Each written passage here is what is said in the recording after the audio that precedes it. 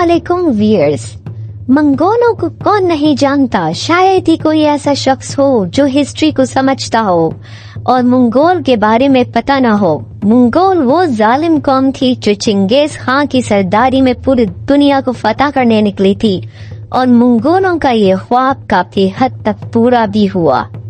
इनकी सल्तनत 100 साल तक न सिर्फ चली बल्कि पूरी दुनिया में आज भी इनकी सल्तनत दूसरे नंबर पर सबसे बड़ी सल्तनत में शुमार होती है। लोगों जरा इस मैप को गौर से देखें। वैसे तो चंगेज खान सिर्फ चाइना को ही पता करने के ख्वाब देखा करता था, मगर चाइना के पता करने के बाद उसके हौसले इतने बुलंद हो गए कि वो हर मुल्क को पता करता चला गया और यही ख्वाब लेकर वो यूरोप की तरफ बढ़ा। ये इतनी जालिम कौम थी कि तारीख में ऐसी किसी कौम की मिसाल नहीं मिलती। ये लोग जिस भी इलाके को फतह करते उस इलाके में आग लगाते, औरतें, बूढ़े, बच्चे, पेड़, दरख्त, जानवर किसी को भी ना छोड़ते। ये एक एक को मार देते और 6 महीने तक वो शहर में कोई घास तक ना उगती जहाँ से गुजरते थे। और इतना ही नहीं, ये लोगों की खोपड़ियों से मीनार बनाया करते और उनका खजाना लूट कर आगे बढ़ जाते। आप आज भी बगदाद जाकर इसकी मिसाल देख सकते हैं। ये जिस शहर भी जाते वो 200 साल पीछे चला जाता। खौफ का दूसरा नाम मंगोल था।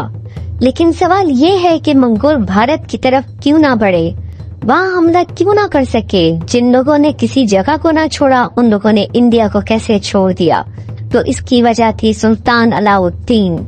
सुल्तान अलाउद्दीन ने उस वक्त बहुत ही हिकमत और समझदारी से काम लिया। मंगोल जब भी बॉर्डर पर पहुंचने वाले होते और हमले के लिए तैयारी पकड़ लेते तो सुल्तान अलाउद्दीन अपनी एक फौज उनसे निपटने के लिए भेज देते और दूसरी तरफ सब लोगों को किले में मसूल कर देते, कैद कर देते। इन्होंने खूब मजबूत किले बनाए थे लोगों को तहफ्फुज देने के लिए। अलाउद्दीन जी ने जिस तरह से अपनी फौज को लड़ने के लिए तैयार किया, उनकी फतह हो गई और कई मंगोलों को गिरफ्तार करके अलाउद्दीन के हवाले कर दिया गया और फिर इनको कैद रखा गया। बहरहाल अलाउद्दीन खिलजी से इन मंगोलों ने 5 दफा जंग करने की कोशिश की और 5 दफा ये मंगोल शिकस्त खा के वापस लौटे और बहुत बुरी तरह इन मंगोलों ने शिकस्त खाई 5 दफा।